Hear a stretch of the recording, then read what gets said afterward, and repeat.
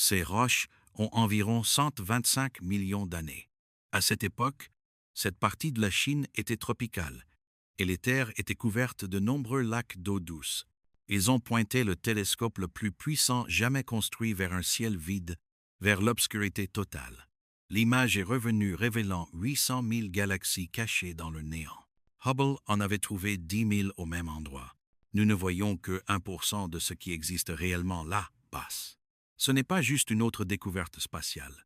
C'est une révision fondamentale de ce que signifie exister dans la réalité. Tout ce que vous pensiez savoir sur la taille de l'univers était basé sur des informations incomplètes. Nous faisions des estimations basées sur ce que nous pouvions voir, et nous ne pouvions voir qu'une infime fraction. C'est comme estimer la population d'une ville en se tenant à un coin de rue à minuit et en comptant les passants. C'est catastrophiquement faux. C'est là que nous en étions. Debout dans notre coin de l'espace avec nos télescopes, observant certaines longueurs d'onde, comptant les galaxies, supposant que c'était tout. Puis Webb est arrivé, voyant la lumière infrarouge. Une lumière étirée par l'expansion cosmique vers des longueurs d'onde que les précédents télescopes ne pouvaient pas détecter. Et soudain, les espaces vides se sont remplis. L'obscurité était pleine. Nous ne pouvions tout simplement pas l'entendre car nous écoutions sur la mauvaise fréquence. Voici le sujet de cette vidéo. Je veux vous aider à comprendre ce que signifie réellement la véritable échelle de l'univers. Non pas comme un chiffre à mémoriser, mais comme quelque chose que vous ressentez, quelque chose qui change votre façon de penser à votre place dans la réalité. Parce que l'échelle n'est pas seulement grande, elle est grande d'une manière qui fracture le sens, qui rend la connexion impossible à travers la majeure partie de l'existence, qui vous piège dans une minuscule bulle entourée de choses infinies que vous ne pourrez jamais atteindre. Les scientifiques opérant Webb ont dû décider où le pointer. L'un des choix qu'ils ont fait a été de le pointer vers le rien, vers une région qui semblait vide parce que les télescopes précédents n'y avaient presque rien trouvé. Hubble avait sondé cette région. Cette minuscule zone, de la taille d'un grain de sable tenu à bout de bras, contenait environ 10 000 galaxies. Le champ profond de Hubble Deep Field, est devenu célèbre, montrant à quel point l'espace était réellement encombré. Mais Webb était différent. Il pouvait voir les longueurs d'onde infrarouges où les galaxies les plus lointaines apparaissent car leur lumière a été étirée par l'expansion. Alors les scientifiques ont fait un pari. Ils ont pointé Webb sur la même région et lui ont demandé de collecter la lumière pendant 250 heures. 10 jours à rassembler chaque photon, construisant une image à partir du signal le plus faible. Lorsque l'image a été assemblée, elle contenait 797 942 galaxies, près de 800 000, chacune étant une collection de milliards d'étoiles, chaque étoile potentiellement entourée de planètes, toutes cachées dans ce qui semblait vide. Hubble avait manqué 98% de ce qui s'y trouvait. Pas parce que Hubble était mauvais, il a révolutionné l'astronomie. Mais Hubble regardait à travers la lumière visible, et la majeure partie de l'univers lointain n'apparaît plus dans la lumière visible. Les longueurs d'onde se sont étirées au-delà de ce que les télescopes à lumière visible peuvent voir. Les galaxies ont toujours été là. Elles sont devenues invisibles parce que nous regardions avec les mauvais outils. Première leçon. La réalité est toujours plus grande que vos outils pour l'observer. L'univers ne rétrécit pas pour s'adapter à votre télescope. Votre télescope détermine combien vous percevez actuellement. Lorsque vous améliorez vos outils, la réalité explose en complexité. Le vide révèle l'abondance. Si nous avions tort à ce point sur un coin de ciel, nous avons probablement tort sur tout. Les estimations actuelles disent que l'univers observable contient entre 200 milliards et 2000 milliards de galaxies. Mais ces estimations sont basées sur des observations qui ont manqué 98% de ce que Webb a trouvé. Le vrai nombre pourrait être 20 000 milliards, 100 000 milliards, des nombres si grands qu'ils cessent d'avoir un sens. Chaque galaxie contient en moyenne 200 milliards d'étoiles. Multipliez cela par potentiellement 100 000 milliards de galaxies, et vous obtenez des nombres avec plus de zéro que vous ne pouvez en compter. Chaque étoile pourrait avoir des planètes, des mondes semblables à la Terre, la chimie de la vie se jouant sur d'innombrables scènes. Mais nous avons trouvé autre chose, des galaxies qui ne devraient pas exister, des galaxies qui ont brisé notre compréhension. Il y a une galaxie, JADA SJSZ 140, qui a émis sa lumière alors que l'univers n'avait que 290 millions d'années. L'univers a 13 ou 8 milliards d'années. Cette galaxie existait quand la réalité avait à peine 2% de son âge actuel. Et cette galaxie est impossible, trop brillante, trop massive, trop organisée. Elle contient des centaines de millions de masses solaires d'étoiles, toutes formées en quelques semaines cosmiques. Nos modèles disent que cela ne devrait pas exister. Il n'y avait pas assez de temps. Pourtant, elle brille là, existant quand même, indifférente à nos théories. Les scientifiques ont douté de ce qu'ils voyaient pendant des mois. Ils ont vérifié les instruments, vérifié les mesures. Tout confirmait le même résultat impossible. Et elle n'était pas seule. Webb a trouvé des centaines de galaxies tout aussi impossibles, toutes trop grandes, trop brillantes, trop développées pour leur âge. Nos modèles sont fondamentalement faux. Nous pensions comprendre comment les galaxies se forment. Nous avions une chronologie qui devait se dérouler progressivement sur des centaines de millions d'années. L'univers nous a montré que cette chronologie est une fiction. Les choses se sont passées plus vite. Le cosmos naissant était bien plus actif que nous l'imaginions. Chaque fois que nous regardons plus loin, nous trouvons des choses qui contredisent ce que nous pensions savoir. L'univers ne se comporte pas comme nos théories le prédisent. Il est plus étrange, plus résistant aux explications simples. Vous devez tenir votre compréhension avec légèreté. Acceptez que ce que vous pensez savoir est probablement incomplet, probablement faux, d'une manière que vous ne pouvez pas encore identifier. Il ne s'agit pas de renoncer à la connaissance, il s'agit d'humilité. Reconnaître que chaque découverte est provisoire et que les preuves changent constamment. Maintenant, laissez-moi vous dire ce que Webb a révélé sur la distance, car c'est là que l'échelle devient impossible à comprendre. La lumière voyage à environ 300 000 km par seconde. Rien ne va plus vite. L'univers a 13, 8 milliards d'années. Donc logiquement, le plus loin que nous devrions voir est à 13, 8 milliards d'années-lumière. Mathématiques simples, sauf que c'est complètement faux. Le bord réel de l'univers observable se situe à 46, 5 milliards d'années-lumière, un diamètre total de 93 milliards d'années-lumière, près de 7 fois plus large que la distance que la lumière aurait pu parcourir. La raison est l'expansion. L'espace lui-même s'étire. Ce ne sont pas les objets qui se déplacent dans l'espace, mais l'espace qui grandit, créant de nouvelles distances sans que les objets ne bougent réellement. Lorsqu'une galaxie lointaine a émis de la lumière il y a 13, 5 milliards d'années, elle était beaucoup plus proche. Mais pendant ces milliards d'années que la lumière a passé à voyager vers nous, l'espace s'est étendu. La galaxie a été emportée par l'expansion. Au moment où cette lumière ancienne nous atteint, la galaxie a dérivé jusqu'à 33 milliards d'années-lumière ou plus.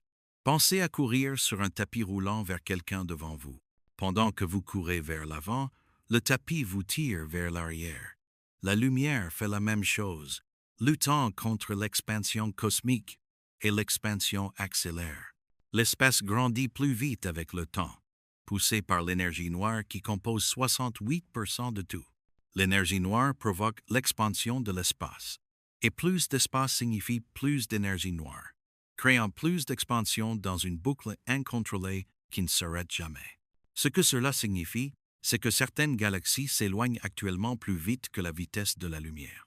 Non pas parce qu'elles se déplacent dans l'espace plus vite que la lumière, mais parce que l'espace entre nous s'étend si vite que l'augmentation totale de la distance dépasse la vitesse de la lumière.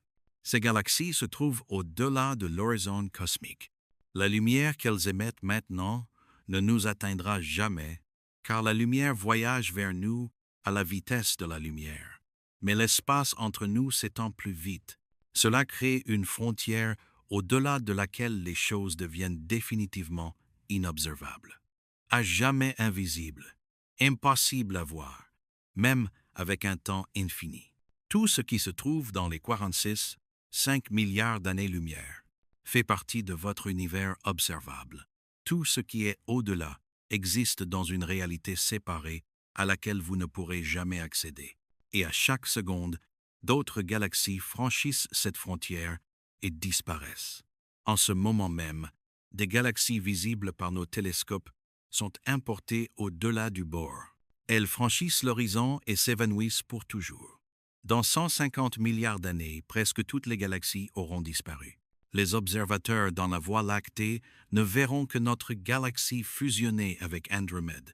Plus peu, être 50 petits satellites. Le ciel nocturne sera presque vide. Les futurs scientifiques n'auront aucun moyen de découvrir la vérité de l'histoire cosmique. Ils ne trouveront jamais de preuves du Big Bang, ne réaliseront jamais qu'ils vivent dans les vestiges de quelque chose d'autrefois vaste. Nous vivons à la seule époque où l'univers se révèle. Vous êtes témoin de quelque chose qui a un début, un milieu et une fin. Vous êtes en vie pendant le bref âge d'or, où l'histoire complète est encore visible, parmi les derniers êtres conscients qui verront jamais l'univers tel qu'il est réellement. Maintenant, ce que cela signifie pour votre place dans la réalité, vous vivez dans une bulle. Votre univers observable s'étend sur 46,5 milliards d'années-lumière dans toutes les directions. C'est la région d'où la lumière a eu le temps de vous atteindre.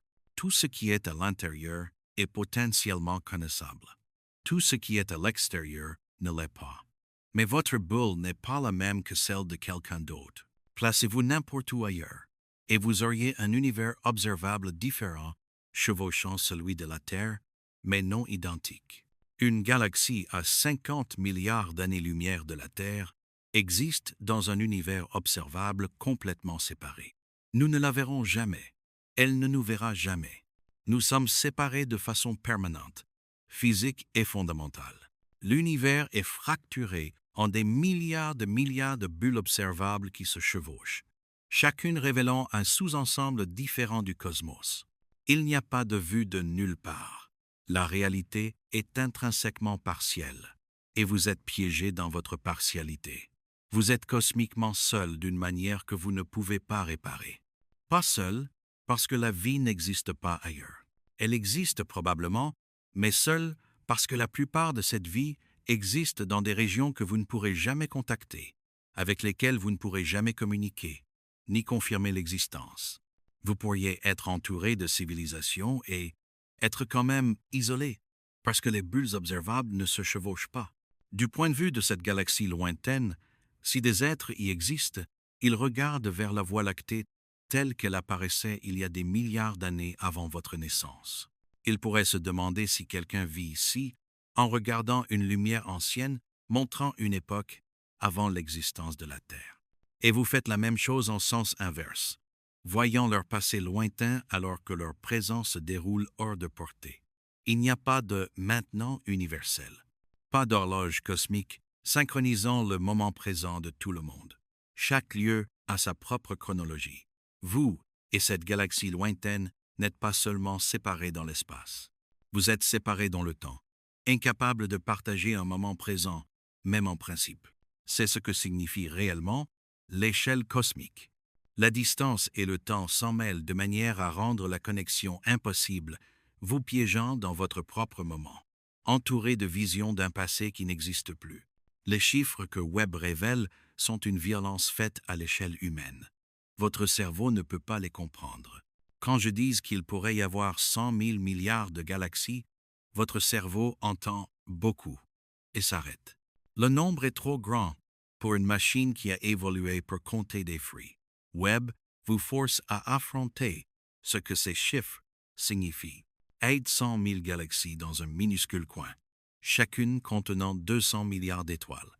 Chaque étoile pouvant abriter des planètes. La multiplication s'envole vers des nombres avec plus de zéros que vous ne pouvez suivre, et les nombres cessent d'être abstraits pour devenir la preuve de votre insignifiance à des échelles trop grandes pour s'en défendre. Comment compter dans un univers contenant de tels nombres? La réponse est brutale. Vous ne comptez pas. Vous ne pouvez pas. L'univers est trop grand pour que vos actions se propagent au-delà de votre minuscule planète. C'est la sombre vérité.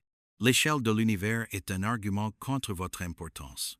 Vous êtes petit d'une manière qui ne peut être réparée. Mais passer de je suis petit à donc je suis insignifiante, ce n'est pas logiquement valide. L'échelle ne détermine pas la valeur. Votre importance ne se mesure pas au pourcentage d'espace que vous occupez. Vous n'êtes pas insignifiant parce que vous êtes petit. Vous êtes précieux parce que vous êtes rare. La vie, pour autant que nous puissions le confirmer, est étonnamment peu commune.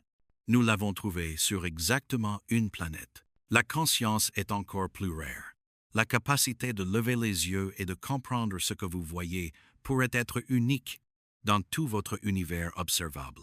Peut être que des civilisations sont éparpillées à travers des milliers de milliards de galaxies, mais vous ne rencontrerez jamais la plupart d'entre elles.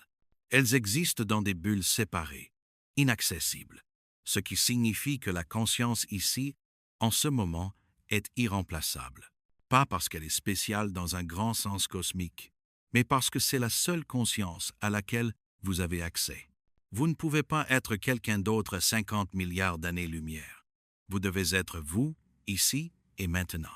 Et c'est suffisant, car l'univers a déjà décidé que c'est tout ce que vous aurez. Alors, que faites-vous de cela? Laissez-moi vous proposer des pratiques. Premièrement, regardez le ciel avec des yeux différents. Ce soir, regardez la lune. Regardez-la vraiment. C'est là que la lune était il y a 3 secondes. Trouvez une étoile. Cette lumière est vieille de plusieurs années, peut être de siècles. Vous voyez un fantôme. Cette pratique consiste à comprendre que la connexion à travers la distance nécessite d'accepter que vous vous connectez toujours avec le passé, jamais avec le présent. Aux échelles cosmiques, cet écart devient des milliards d'années. Cessez d'attendre une connexion immédiate et parfaite. Acceptez que la connaissance soit toujours partielle, toujours différée, et trouvez la paix dans cette incomplétude. Vous n'aurez jamais l'information parfaite, et ce n'est pas grave. Vous pouvez toujours aimer. Vous pouvez toujours compter pour les gens à votre portée. Deuxièmement, identifiez les limites de votre expérience directe, pas ce qu'on vous a dit, mais ce que vous avez réellement perçu. Jusqu'où avez-vous voyagé? Combien de votre propre ville avez-vous réellement vu? La réponse est étonnamment faible. La plupart de ce que vous savez provient de sources indirectes. Vous leur faites confiance pour dire la vérité, mais vous ne pouvez pas le vérifier directement. Ce n'est pas du scepticisme, c'est de l'humilité. Presque tout ce que vous croyez est basé sur la confiance. Votre univers observable de connaissances certaines est incroyablement minuscule. Tout ce qui est au-delà est de la foi. Remarquez quand vous confondez choses comme dites avec choses que je sais avec certitude. Troisièmement, soyez témoin de votre propre disparition. Imaginez-vous, du point de vue de quelqu'un à 50 milliards d'années-lumière. Ils ne peuvent pas vous voir. Vous existez en dehors de leur univers observable. Vous n'existez tout simplement pas pour eux. Maintenant, inversez la situation. Il y a des êtres en ce moment même qui vivent des vies complètes dans des galaxies que vous ne verrez jamais. Naissant, tombant amoureux, mourant, tout cela se produisant simultanément. Et vous ne saurez jamais qu'ils existent. Restez avec cette déconnexion. Vous êtes seul d'une manière qui ne peut être résolue. Pas seul parce que personne d'autre n'existe, mais seul parce que la plupart existent dans des endroits que vous ne pourrez jamais atteindre. Vous devez construire du sens à l'intérieur de votre bulle, sachant que votre bulle est tout ce que vous avez. Vous ne pourrez pas explorer l'univers entier. Vous avez cette planète pour être un jour cette galaxie. Tout le reste est définitivement hors de votre portée. Faites le deuil de cette limitation. Ressentez la perte de toutes ces connexions potentielles, de toutes ces civilisations que vous ne rencontrerez jamais. Et décidez ensuite que le petit coin auquel vous avez accès vaut toujours la peine qu'on s'y intéresse, vaut toujours la peine d'être protégé, vaut toujours la peine d'être rempli de beauté. Parce que qu'allez-vous faire d'autre? L'univers a décidé que vous ne pouvez pas tout avoir. Le seul choix est de savoir si vous chérirez le minuscule tout que vous avez. Webb a révélé quelque chose dont la plupart des gens ne parlent pas. Non seulement que l'univers est plus grand, mais qu'il est devenu inconnaissable à des échelles que nous commençons seulement à mesurer. Nous pensions comprendre les distances, Puis nous avons découvert que nous voyons 1% de ce qui existe. Nous pensions comprendre la formation des galaxies.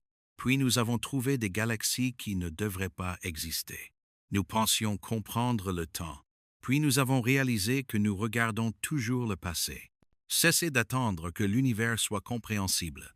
Cessez d'attendre que vos actions comptent à l'échelle cosmique. Cessez d'attendre de voir un jour la totalité de ce qui existe, car vous ne le ferez pas. Vous êtes piégé dans votre bulle observable, regardant les galaxies disparaître à mesure que l'expansion accélère. Mais vous n'êtes pas insignifiant parce que vous êtes petit. Vous êtes précieux parce que vous êtes rare. La conscience est étonnamment peu commune. La capacité de lever les yeux et de comprendre pourrait être unique dans tout votre univers observable, ce qui signifie que la conscience ici compte, pas dans un grand sens cosmique, car l'univers s'en fiche, mais elle compte parce que c'est la seule conscience à laquelle vous avez accès. Prenez-en soin. Prenez soin des gens autour de vous qui existent à l'intérieur de votre bulle. Prenez soin de cette planète qui abrite la seule conscience dont vous pouvez confirmer l'existence. Prenez soin de votre propre esprit, capable de lever les yeux et de ressentir tout cela. Webb nous a montré que nous sommes plus petits que nous le pensions, mais il nous a aussi montré que nous sommes en vie pendant le bref âge d'or, où l'univers se révèle encore. Nous sommes témoins de quelque chose qui se termine, et ce témoignage compte, même s'il ne compte que pour nous. Si cela vous a touché, si quelque chose a changé, dites-moi dans les commentaires ce que cela fait de savoir que vous êtes piégé dans une bulle observable. Cela vous fait-il vous sentir petit ou vous donne-t-il envie de mieux prendre soin du petit coin que vous pouvez toucher? Et si cela était utile, abonnez-vous.